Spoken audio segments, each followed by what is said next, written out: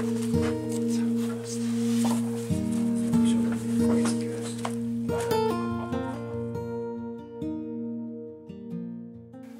everyone, it's a really beautiful October day, it's just like summer, and something very exciting is happening.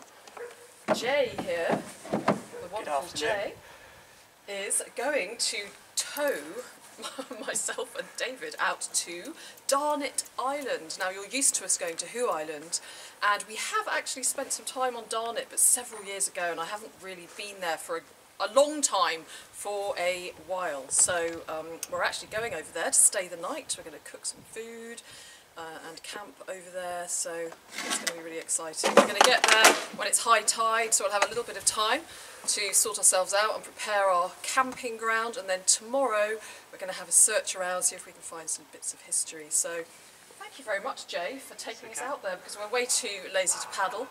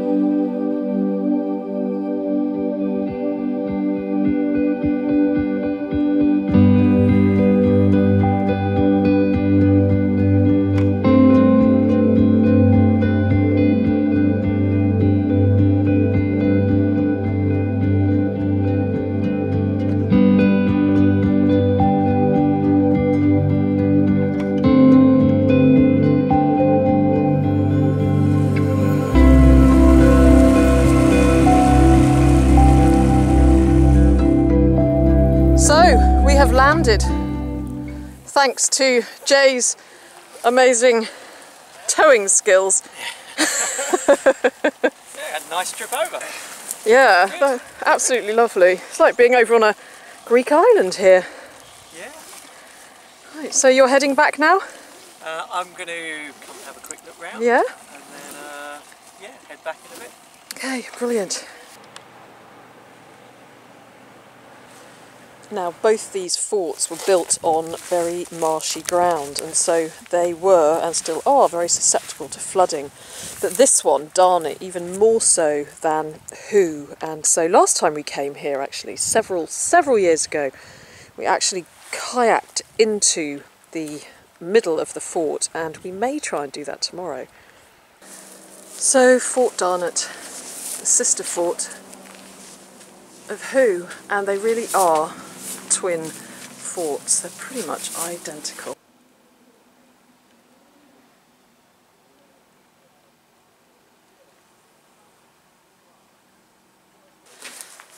Except for, as I was saying, Darnet being a lot more flooded. Whereas in Who, we've been able to walk around inside the fort. Here, it's pretty much all the time completely flooded.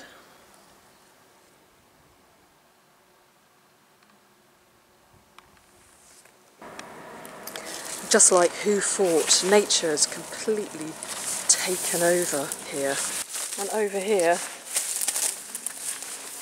this spider, which has the absolute top spot right in the centre of the fort. What a little work of art that web is.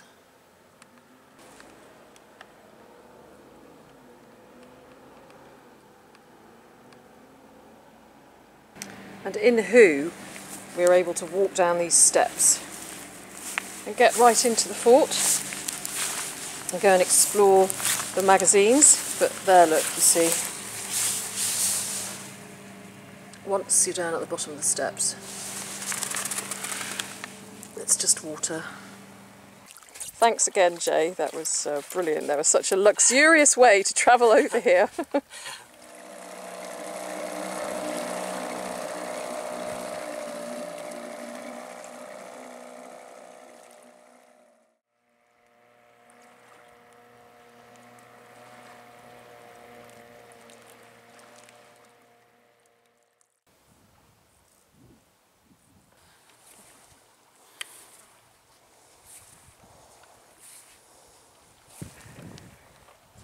I used to love the famous five when I was growing up, and I don't know, there's something about these islands, Hoo and Darnet, that just remind me of the famous five. So I'm just going to live my fantasy now and do some more exploring.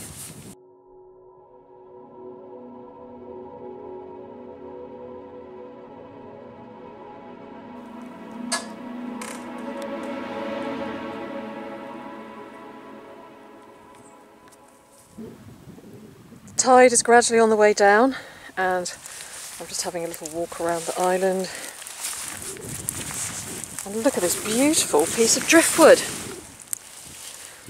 Now that is a boat sail, if ever I saw one. Look at that.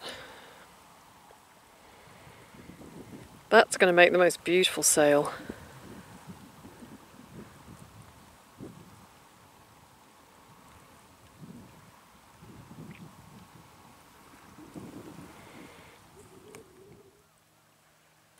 Okay, David has set me the task of searching for some firewood for our fire this evening. So off I go.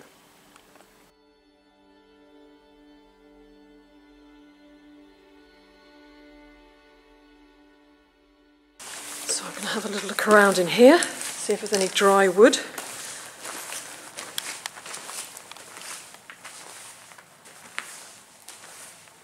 So peaceful in here, so peaceful.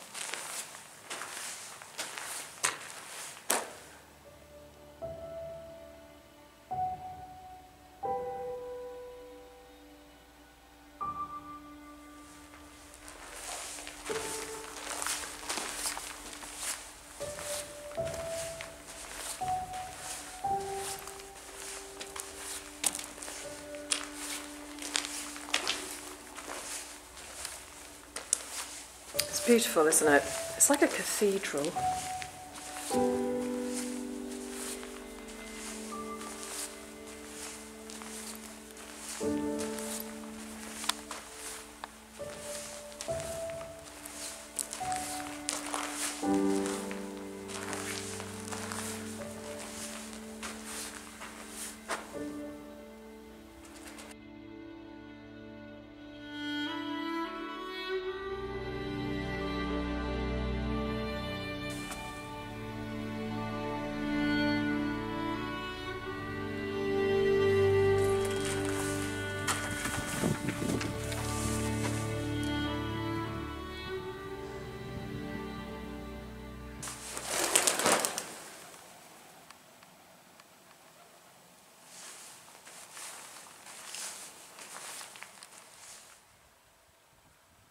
Well, I have not found a great deal of wood at all.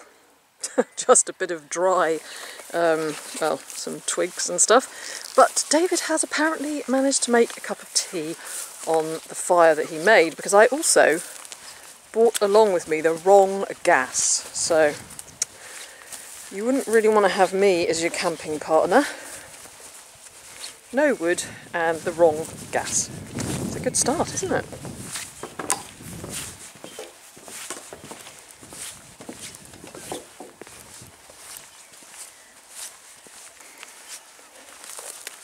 Well done. Look at that. What a beautiful place to have a cup of smoky tea. Is it good? Smoky.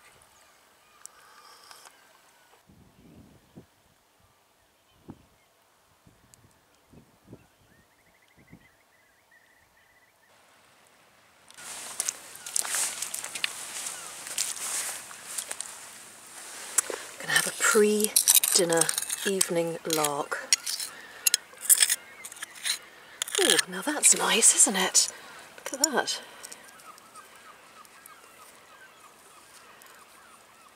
Edward Sharp. That's a beautiful bottle. I've not seen one like that before. Let's go and give it a rinse off.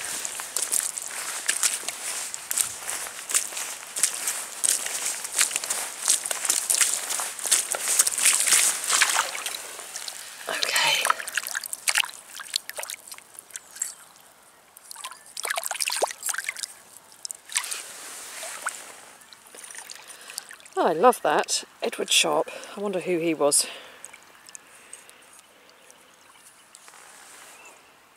First Darnet evening find. Let's see what else there is.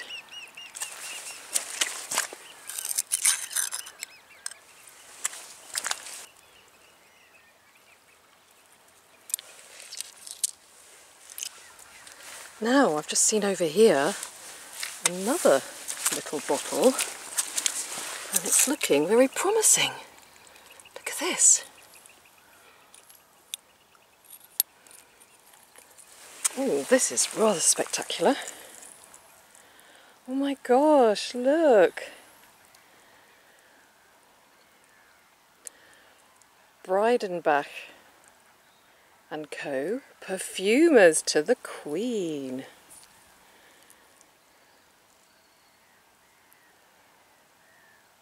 Something, oh, Bond Street, London, the original and genuine.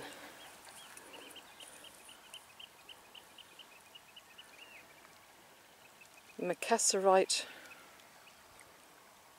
oil. Well, that's a lovely find, isn't it? Look at that. How special is that?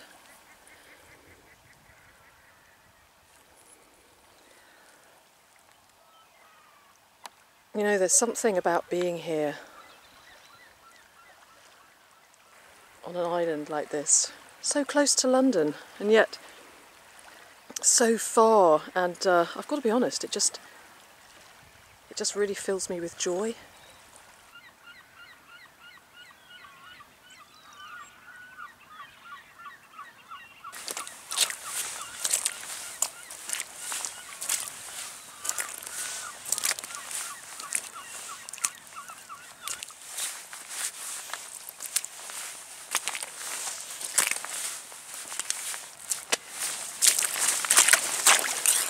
Look, there's a pretty old wine bottle.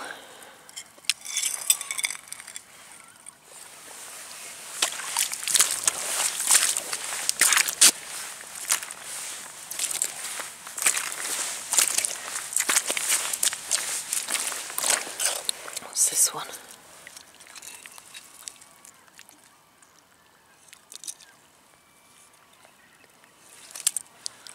This one is something. What does that say? Oh, I've got it upside down.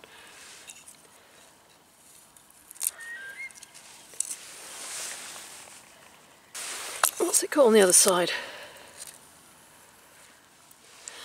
Probably the same thing.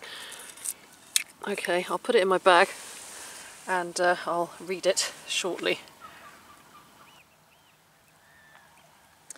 I've turned on my headlight so I can see a little bit better what I'm doing, and I'm just wading around, looking in the water. I just saw a bit of plate, and it's kind of interesting.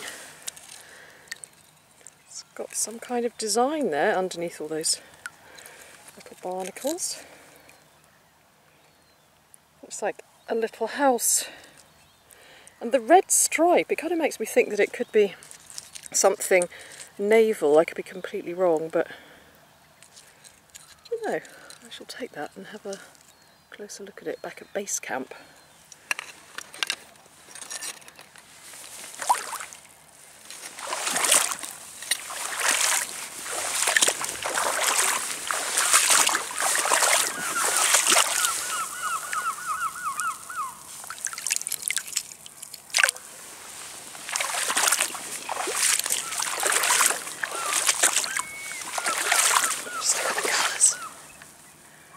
Isn't it magical?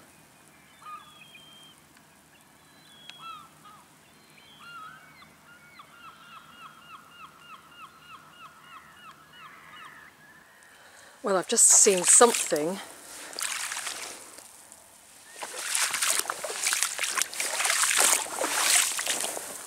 Oh, look at this. Just look at this. Oh, isn't that magical?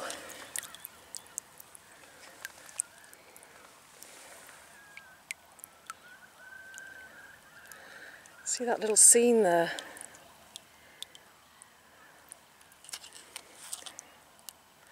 That is so special.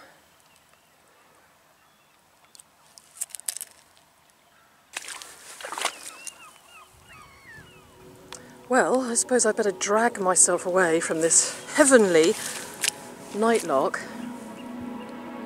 and go and cook some dinner.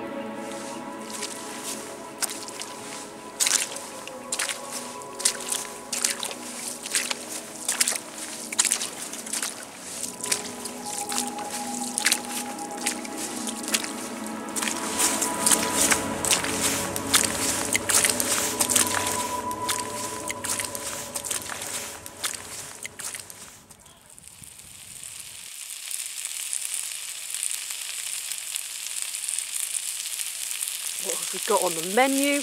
We have got onions, peppers and garlic in oil.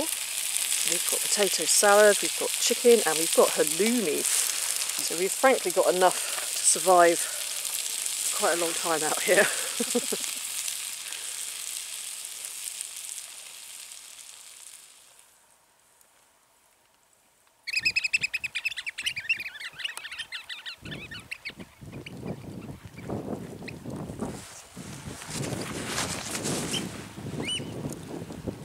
It's about 3 o'clock in the morning and there is this marvellous cacophony of waders making their little noises.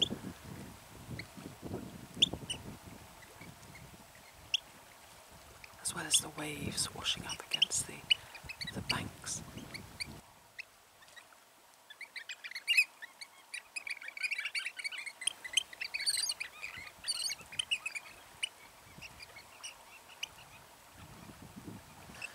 Right, well, we've got some candles and we're going to go and have a little candlelit walk around the fort. Which window are we going in? This one? Okay.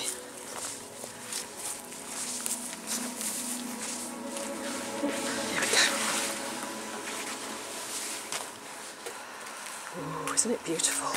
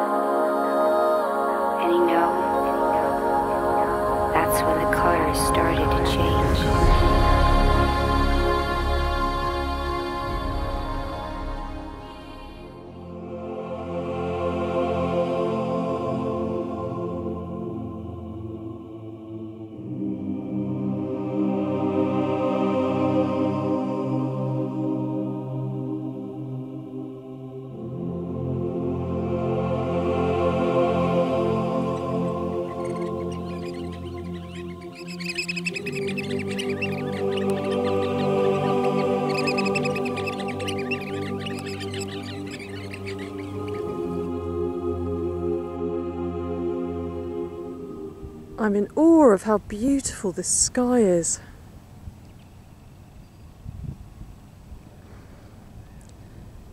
Here it comes.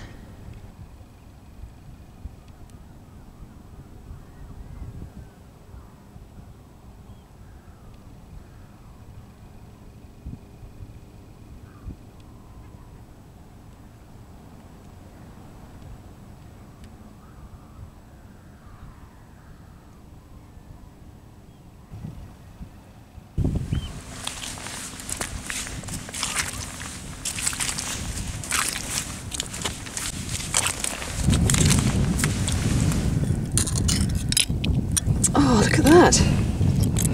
It's an alphabet plate, or part of an alphabet plate. It's got Q on it.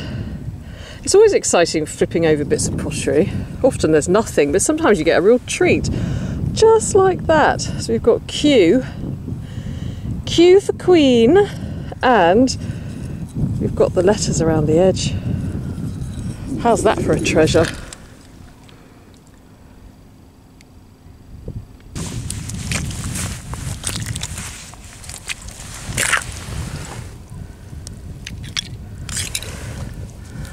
Oh my gosh.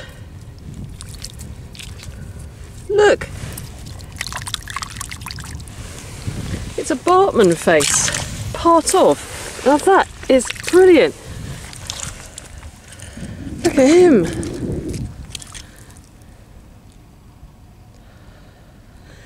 Now that's interesting because that's a lot older than the plate and most of the pottery that I've been finding here. That's just brilliant. I mean, that dates back to the 16th or 17th century. Look at that gurning face, and you can just see a little bit of the eye and the nose. Grumpy little bell of mine.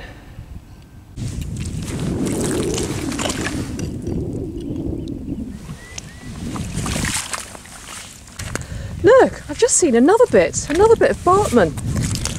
Just down here. Look. And this time, it's the beard and the mouth. Isn't that amazing?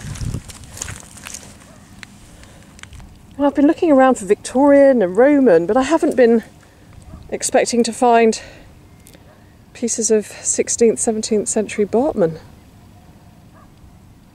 I just love these.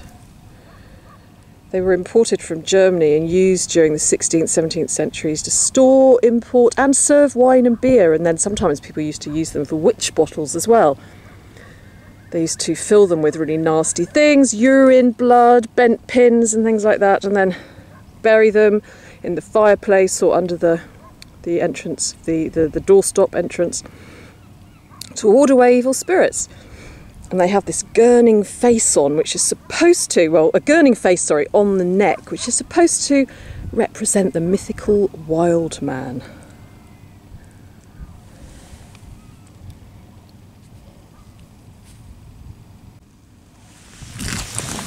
I've just found a pipe stem down here with a name on it, with a maker on it. And it is a Hawley, Hawley. A Hawley from Chatham, which makes perfect sense because we're right next to Chatham. There's lots and lots of Roman pottery around here as well. We've got a real mix, all sorts of eras, all scattered close to each other and separated by centuries. There's a nice bit of Roman. See all that flinty sort of stone in there.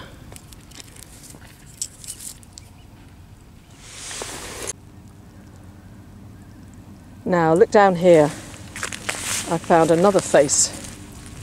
But this time it's not a Bartman. It's part of a doll face. Look at that.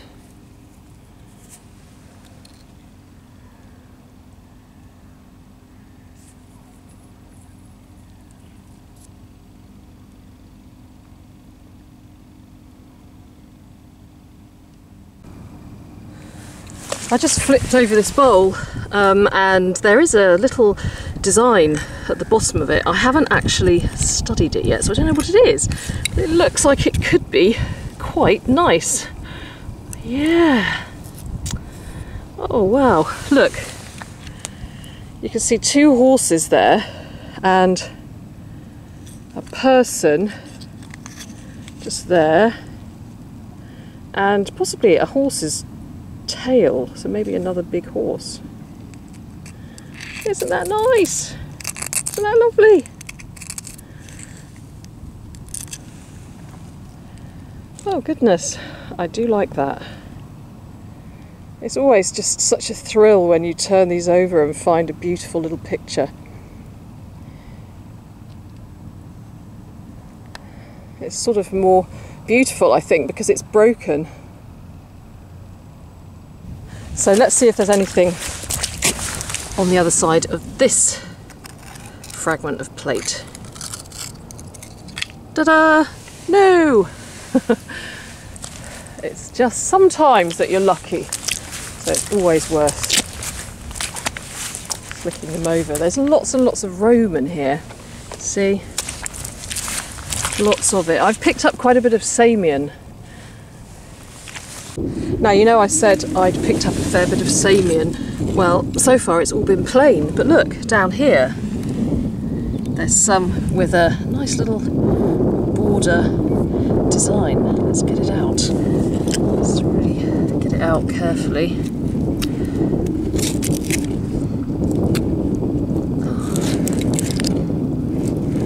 It's just a little piece, but that's really pretty. I mean, when you think that it was made by a Roman centuries ago, it's pretty mind-blowing, isn't it? Oh, I've just seen over there in the distance, well, I know exactly what it is. I don't know if it's entire, probably not, but I've just seen over there the top of a toothpaste lid, a ceramic toothpaste lid. Look at that. Oh, it's not entire, it's broken, but it's still so lovely. I love finding these. That is gorgeous. Woods, I think it is. Woods cherry toothpaste. Oh, I just adore that. Bring back ceramic toothpaste containers, I say. Gorgeous. Well, it had to happen, and I have seen a clay pipe over there. Can you see it?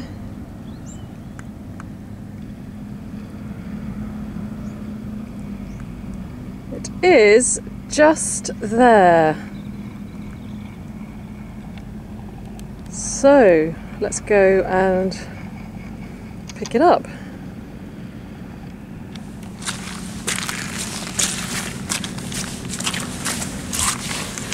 Oh, that's really nice.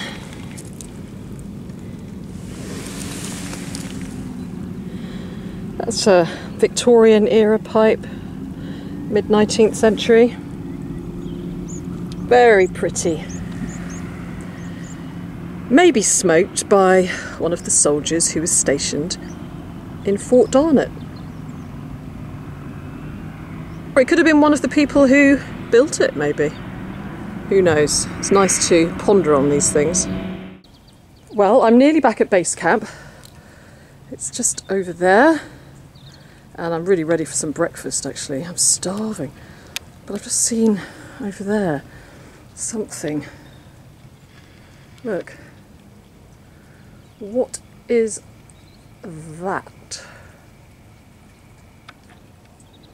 Let's go and see. Let's go and see right now. Oh, I say. Oh, look. Oh my goodness me.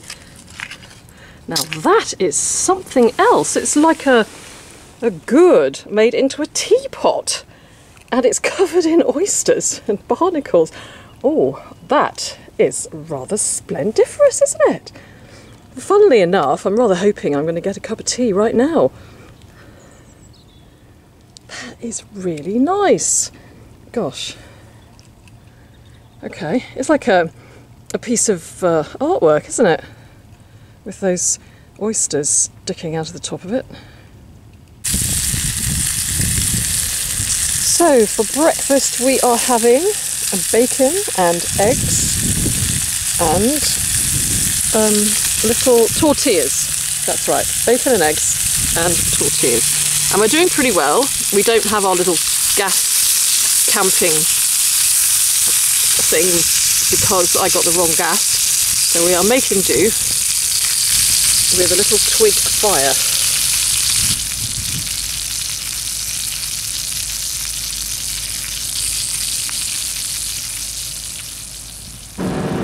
Crikey, it looks like the hovercraft convention has arrived. 1, 2, 3, 4, 5, 6, 7, 8, 9. My God, there's like hundreds of hovercrafts. I've nothing against hovercrafts. I mean, I've been on one, I do enjoy them, but they're so noisy. I wonder if Simon's down there.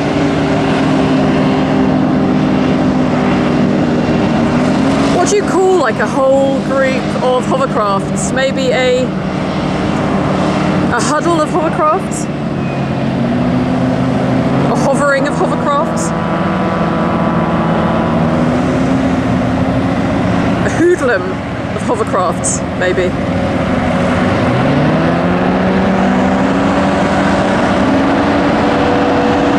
Oh my goodness me. The peace has been shattered.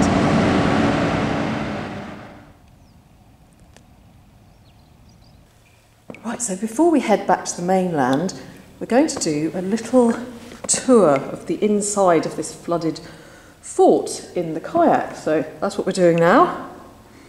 A foundation, if you will, but they had officers' quarters, I believe, are in the middle part this here, and some other, and the offices, you have in places. It's such beautiful architecture, isn't it? And it's just like the inside of Who Fort, but a lot more flooded. And it's so peaceful. Ooh. Apart from when a pigeon makes you jump. It's really gone back to nature here, hasn't it?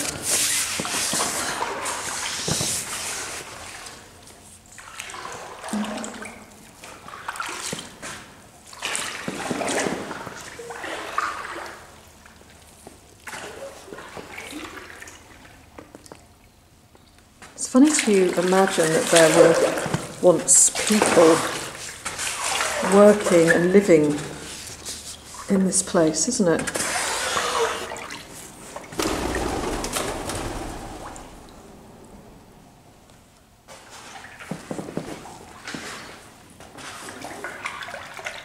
It's really clear, the water, actually.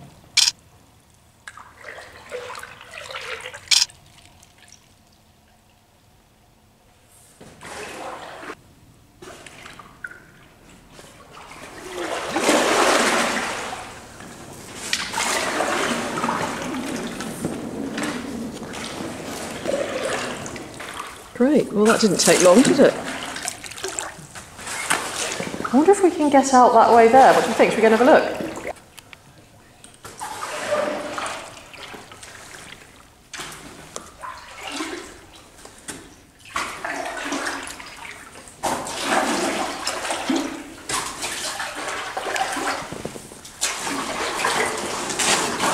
Right, do you want to try it? Okay, I'm lying down now. No wonder. Okay. Right, let's take it slowly. Yeah? No, we're not going to do it. No? No. Okay, we'll turn around then. Okay. Let's go back. Let's go back. Stop moving. Okay, okay. You want to stop moving? No, Okay. Now you need to put your head down now. Put your head down. Okay. That's it.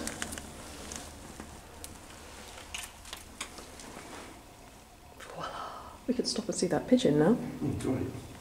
It's got a baby.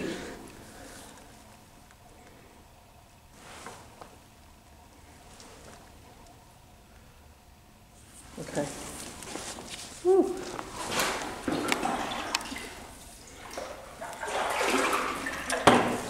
Okay, well I guess we can get out now. That was pretty cool. Did you get it all? Yeah. Mummy pigeon. Hello, Mummy. Hi everyone, how are you? I hope you're all really well and that you're having a really good week or weekend or whatever time of the day or week it is for you, wherever you may be. Thank you for accompanying me on that little trip to Darnet, which was absolutely brilliant. I totally loved it. I think it was one of the highlights of my year. I just love that place, and those two islands, Who and Darnet, they're just surrounded by so much mystery and so much history. Who and Darnet, the forts, were completed in 1871, and they were built to protect against possible invasion by the French, which never actually happened. And in fact, by 1914, they'd been decommissioned and in World War II they were used as observation posts, but they never ever fired a shot in anger. And whenever I'm in those forts or on those islands, I don't sense any bad feeling. I mean, obviously they come across as very spooky, especially in the middle of the night, but there's no bad vibes there. It's all very, very friendly. I feel very, very safe there. And so it was just a really brilliant stay. I absolutely loved it. And the last time that David and I went over there to stay was in 2012, which is almost 10 years ago. So I can't believe how fast the time goes. And we went over there because another friend, funnily enough also called David, was over there spending 45 days on the island on his own.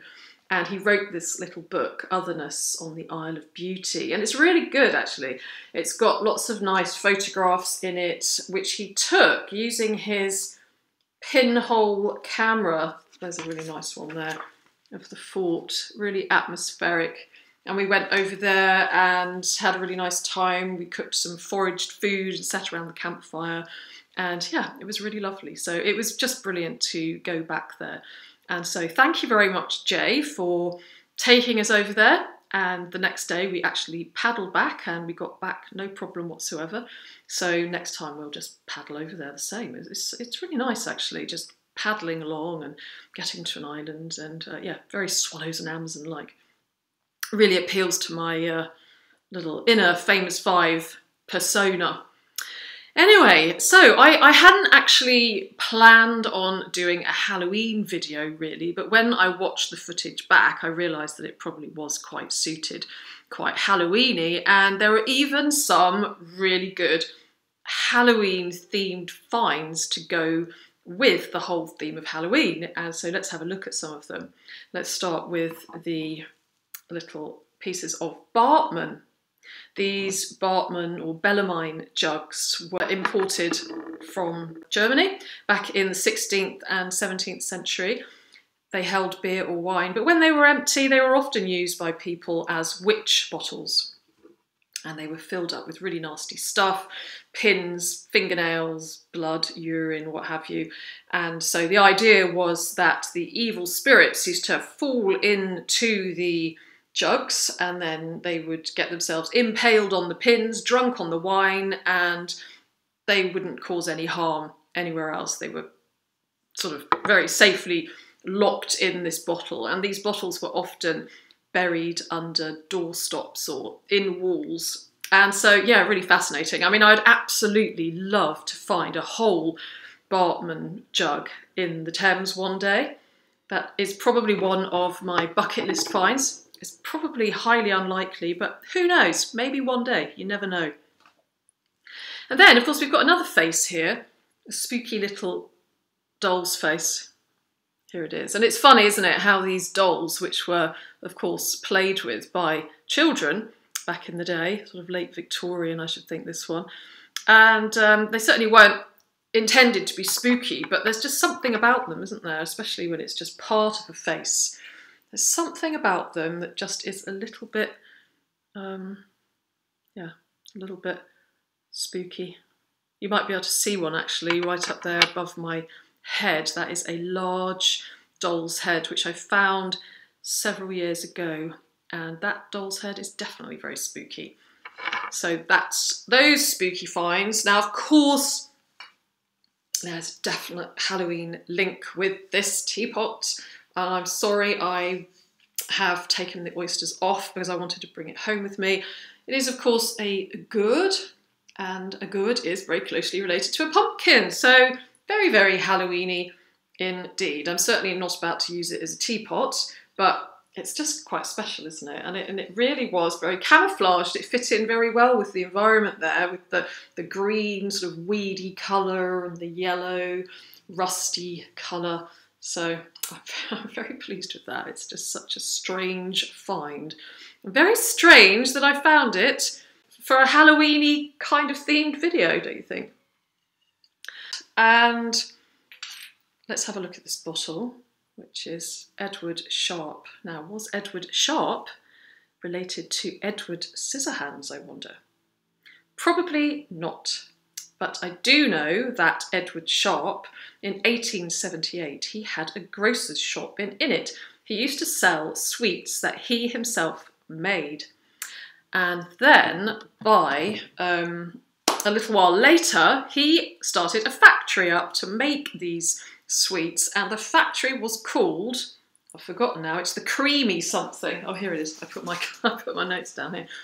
It is the Creamy Works, which I think is a brilliant name for a toffee factory, because that's what he made mostly, was toffees and nougat. And on the subject of nougat, I used to say that it was nugget, but my mum calls it nougat. That's N-O-U-G-A-T. Now, nugget doesn't sound right, really, does it? But I thought that it was nugget. My mum says nougat. What do you call it? Nugget or nougat? I'd love to hear what you call it. Please let me know, because I suppose it's not like a nugget, is it? Like a chicken nugget. But anyway, he made toffee and, let's say, nougat. And 10 years after he started his Creamy Works, it was the largest manufacturer in the world of toffee and sweets. And so he did very, very well, coming from a very small grocer's shop where he made his own toffees. So that is the story of Edward Sharp, probably not related to Edward Scissorhands.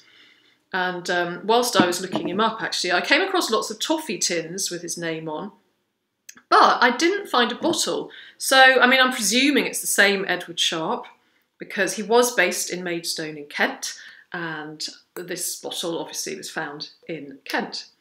And so, yeah, I don't know what was in it. Maybe some kind of delicious toffee syrup. Yeah. And this other bottle, which is really, really lovely, Breidenbach and Co. And this company was started back in 1793 in London, actually, by Aaron Page. And then it was Aaron's relative, well, it went to his son William, and then William's son-in-law was Francis Breidenbach, and it was him that took the company to Bond Street. And so this bottle obviously dates to the mid-19th century, when the company was in Bond Street, and it is this macassarine oil which was used to prevent balding. So 2 beautiful bottles there. This one is really cleaned up so well. I'm really, really pleased with it. And this one's not bad either. Now the other things that I've got here are these fragments of plate. They are all absolutely great. I love finding these fragments with a scene on them. And if anybody wants a really good challenge, then it would be amazing to see the whole design. I think that it will be quite difficult, actually, particularly for the ones with the horse and the horse bottom there. And this one, which I think is my favourite. Can you see it there? It's the, yeah, get out the light. It's the sort of a house, and it looks like a soldier, possibly a French soldier, Napoleonic era maybe, sitting out in the garden. It would be really great to see the whole design, but I have a feeling it would be quite difficult to find it. So if anybody wants to try and find them, or indeed if you do know what they are in their entirety, then it would be amazing to see a picture, so please let me know. I like that one too. Looks like a little plate, maybe for maybe like a saucer or a child's plate, and maybe they had a whole alphabet set, so a great big stack of little plates with the alphabet on them. So we had some really great finds there, as well as a few pipes as well, some nice Roman pottery, some vulcanite bottle stoppers. So we had a great time. It was a wonderful experience. And of course, now that the nights are drawing in, it's harder to spend time over on the islands, because you really need to go at high tide in the morning and come back at high tide in the evening. And of course now it's going to start getting darker earlier and earlier. In fact, our clocks, well, they have gone back when you're going to be watching this video. At the time of me doing this, which is actually on the Friday, they haven't yet gone back, but they will have. So the nights are drawing in and it's getting darker and colder and more wintry. So again, I'd like to say a huge thank you to you all for watching, and a big, big thank you for your support and all your comments. I absolutely love reading them, and many of you also email me with information about my finds, and I'm very, very grateful for that. I'd also like to thank absolutely everybody who has donated to my Ko-fi account, and all proceeds are used to improve my channel. So again, thank you so much for your support. I really, really appreciate it. So take care, look after yourselves, stay happy, and I am very much looking forward to seeing you again very soon. Bye-bye.